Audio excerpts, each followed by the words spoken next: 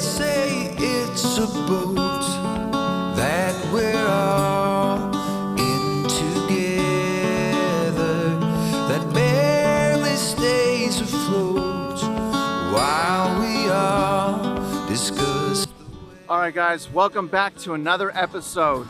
Do your boy a favor, like this video, visit our website at spartantackle.com. Today's video is the secrets of fishing Bolivar, Texas, winter edition. Okay, so we're going to show you guys kind of the how-to of how we shark fish during the winter time in this area. Now, here's what's important to know. The rule number one is bring warm clothes. You can never have too much warm clothes. Right now, we're at the turnout. What we're going to do is we're going to go right into Crystal Beach. So you guys just stay tuned and enjoy the show. In our heads, but no one calls out liar. How long can we all go on before we change? Okay guys, we just got to our spot. Now once again, as always, when I'm looking for a spot, whether it's Bolivar or Matagorda, I'm trying to find a spot where there's enough beach to fish and also we're away from everyone else. And the reason why we chose Bolivar is actually the closest beach to where I live. It's only an hour and a half away. That's what I'm doing in Texas just to possibly catch sharks. Now today there's a cold front, so it's gonna be a little bit rough, but we wanna fish in front or behind cold fronts. That's part of the fun of all of this. Now, as you can see, there's no one around us. We got plenty of beach to work with right here, so you guys stay tuned. Our next scene is going to be basically a breakdown, a couple things you guys have not seen yet about how we organize and things like that, so stay tuned. The break of dawn, how long till it days? How long till... All right guys, I want to give you a couple tips that I have not given you yet. Now take a look at this. Now when we're transporting our reels and things like that, it's always important to tie your mono off to the cleat or somewhere else so that the mono doesn't wrap under itself. So we always tie off here, see right here. We always tie off now, and again, the reason why we do that, we got to make sure the mono doesn't go underneath itself or you're going to have issues. Now, couple important tools that I bring right here. All right, a file. This is very important because I can sharpen a hook every time I reel it in. So I'm sharpening the hooks every single time with this file. Obviously cutters. These can be dehookers and wire cutters. And then obviously my channel lock. Now, I have a lot of people that ask, what do I organize everything with? Where do I store everything? Now I just use simple buckets like this. As you can see, I have my weights in there, I have my leaders in there, all right? So all I'm using, you guys, it's simple. All I'm using is basically buckets, okay? So buckets, and I wrap the leaders tight. So wrap your leaders tight, the buckets, it's really easy to transport. Anyways, guys, next what we're gonna do is we're gonna give you guys a gear breakdown and a bait breakdown. Sit tight. Till it days. How long till it days? All right, guys, now we're gonna do the gear and bait breakdown right now. Come see what I'm using. I'm using an 80 wide and a 50 wide Avid. I like Avid because they have been nothing but good for me. They've done me well for a very long time, but I'm using an 80 and a 50. Now each of these has a 150-pound top shot, 150-pound top shot. Underneath that is a 150-pound braid. On this one is hollow core, so I spliced it. This one is not hollow core, so I had to use a knot. Now because there's a knot on there, as it's being run out, you want to point the tip of the rod straight so that that knot goes through the guides. Now as far as leaders, I'm actually using a drone leader because I love the 16-knot catch-all circle hook. But let me show you the knot. Now what I'm using is a double clench knot with the safety, okay? That's a double clench knot with the safety, you got that? All right, now these are Spartan tackle leaders. Now again, guys, go to our website, get some of these leaders. They work so well.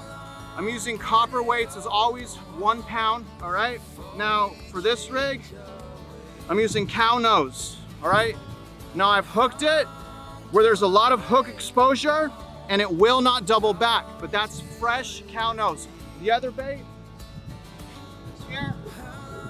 Okay, now with this one, because this is a fin bait, I've went through the mouth because that's solid and it will not double back.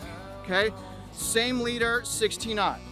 All right, now next we're gonna go over our kayaking procedure and our wader procedure. We wear waders in the winter depending on the surf, so we're gonna check that out right now.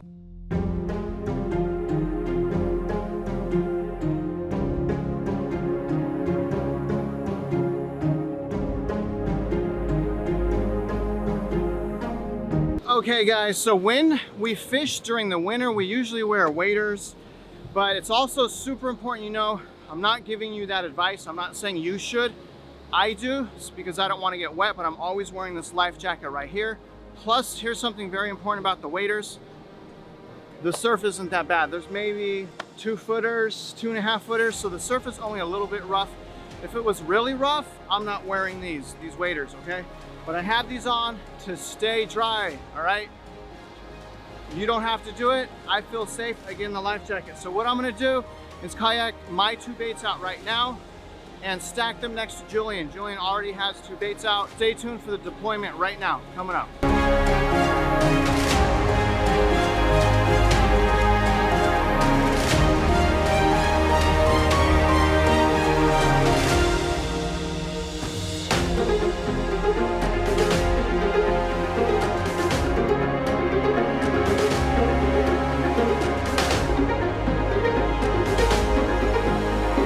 So what's important about dropping the bait when there's current is being very fast.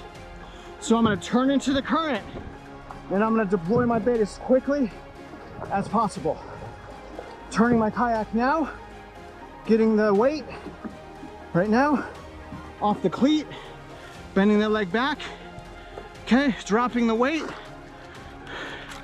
All right, here's my cow nose here, dropping that now. We're good. And we're out here about 350 yards. Woo! All right, so I really don't want to get wet.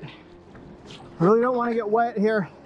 So I'm kind of just creeping up to the sandbar, trying to catch a set in, you know, conserve my energy so I can power through if need be.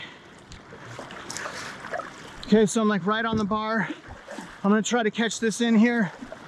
Woo!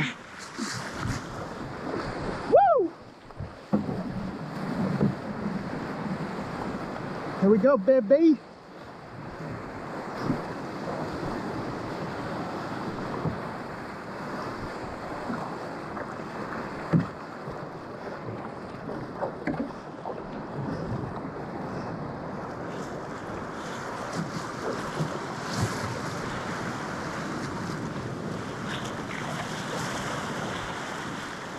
And that's how you do that.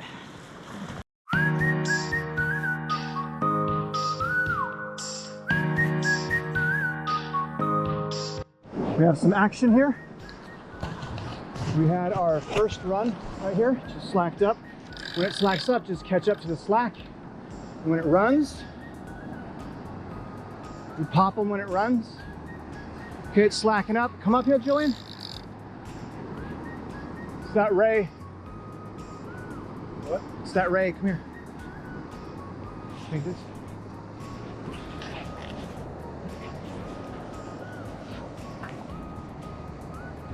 There goes, there goes.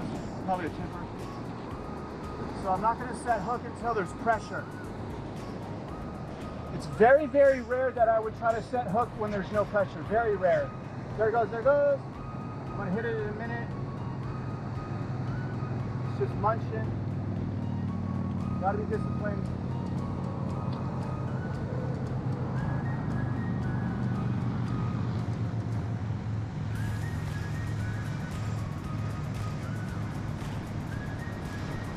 One more run. There it goes, there it goes. Got him. He's on there, nice. All right, so I'm gonna fight. All right, come. All right, you guys, I'm gonna fight this out of the pipe just because we're also filming and there's a lot of things going on. Now, here's the important thing when you're reeling in. always keep pressure on the fish, always, okay? And then also level line, like I'm doing now. You see that? So I'm just level lining right now, and I'm keeping constant pressure on that fish, okay? So we'll get back at you with all the leadering right now. All right, we're out here, we're gonna leader this fish in. Travis is on the reel. Got hooked up to a nice little fish here. So rule number one, be sure, watch out if you have crimps on your leaders. Make sure they're not sharp, and if they're sharp, don't grab there because it'll go right in your hand like a razor blade. So we're gonna just wait and get this guy, and we're gonna grab it, grab the leader and walk to the side. Walk down the side of the beach as you're pulling the fish up. Little baby bull shark. What a cutie.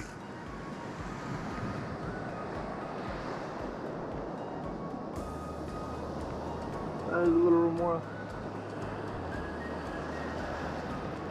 Okay, so we got a little bull shark on the cow nose. I like to use the channel locks, as you know, coming from behind the fish. Each foot on a fin, hold it back, and knock that barb out.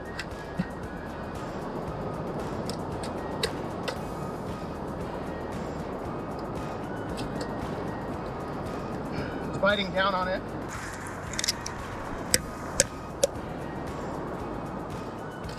Okay, got it. Come up with me. All right, now the tagging. Okay, I'm gonna get a fin clip.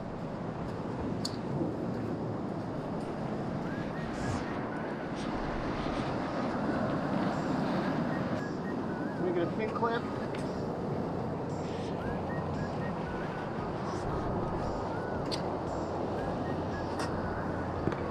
I'm gonna put it here.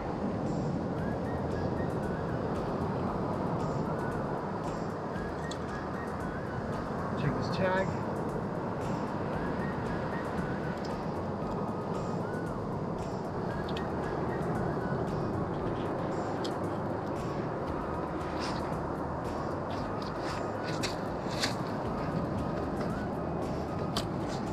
There, got it. All right, now we're gonna measure it real quick.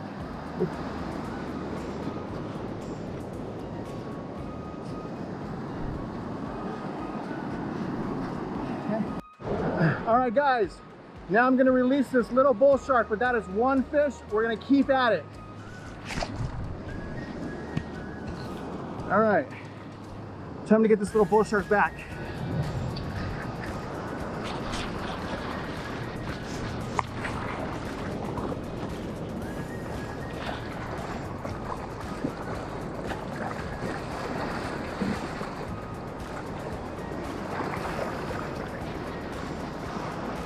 There he goes. Gone. All right, man. Let's see if we can get one more. Let's see if we can get one more, y'all. Time to kayak.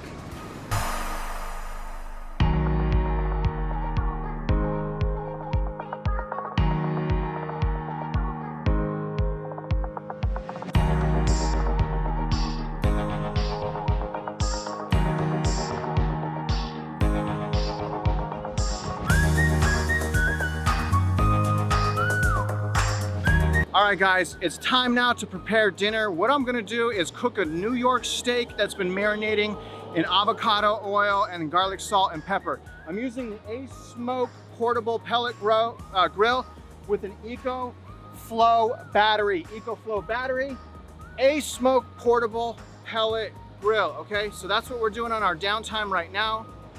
So I'm gonna give you guys a walk around now. Again, it's about 1:30. I'm gonna smoke those steaks, New York steaks, for about 5 hours. We'll come take a look to what's going on up here. Follow me.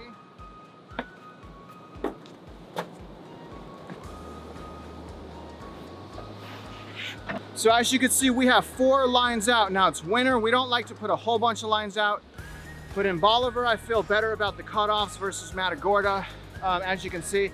Now, the important thing about these lines are, we went into the current first.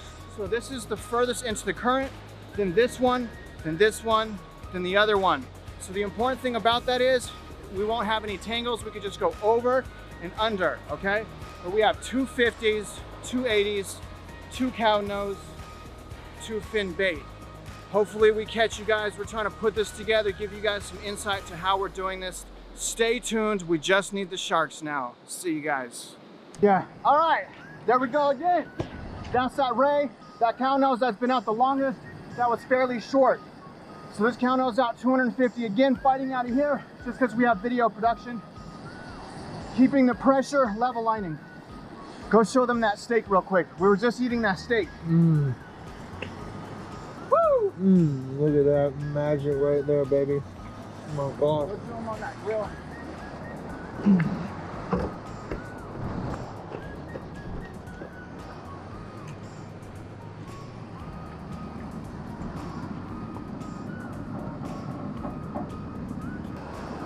What a cutie. Oh my goodness, they're so little.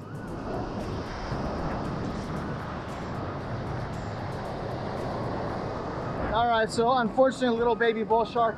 In my post haste to release, I have my waders on backwards. Super uncomfortable.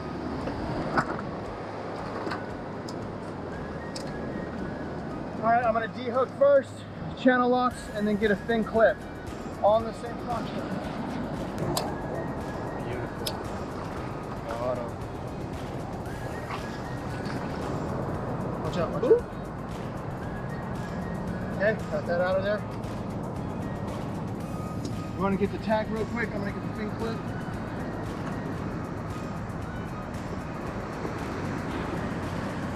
So what happened here is it went slack. So I'm up here just reeling in the slack. Another little fish. This would be like number 3. I just ran this out, but it's slacking up. Let me see if I can show you. See how it's just slacking up? Okay, there. Now there's a little pressure, but slacked up. I'm gonna loosen the drag up too.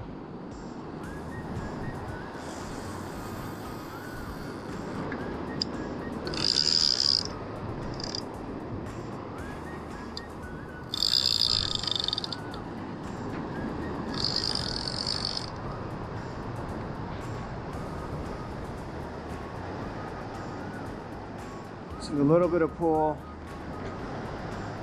Another little fish. Well, I got these 16-knot catch-all hooks. So the hookup rate has been 100%, especially on small fish. These are really good hooks. I just got to keep reeling in this. Okay, here we go, here we go, here we go, here we go. Here we go, here we go. There it goes, there it goes, there it goes. See it? See it? We had some activity that time. I'm gonna set hook here in a minute. I'm gonna set hook here in a minute. All right, setting hook. Not quite yet, not quite yet. Here we go, here we go. Wait for it. All right, setting hook.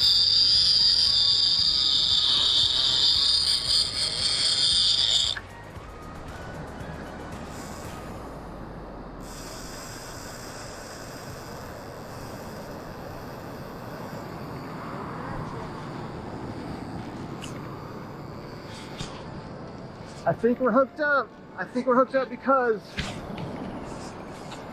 it's coming straight in, so I think it's hooked up. Because if it was the weight, it would be hard, but I think it's another small fish. I'm not 100% sure. I'll be back at you guys. Number 3 on the cow nose.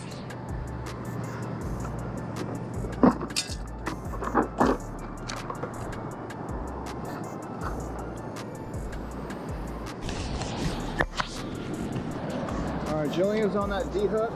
There you go, he's got the barb out. So, yep, there he goes. Good job, dude.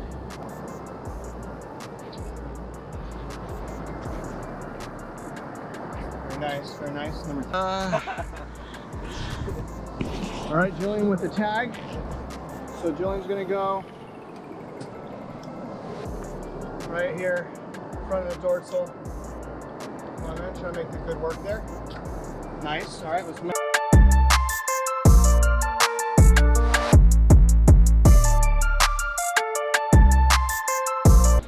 right, guys, I'm checking out. So as you saw, that's 3 bull sharks, all on cow-nose. That's really good for the winter time on Bolivar, but that's 3 bull sharks. They were small, but we went out about 300 yards, cow-nose, like I said.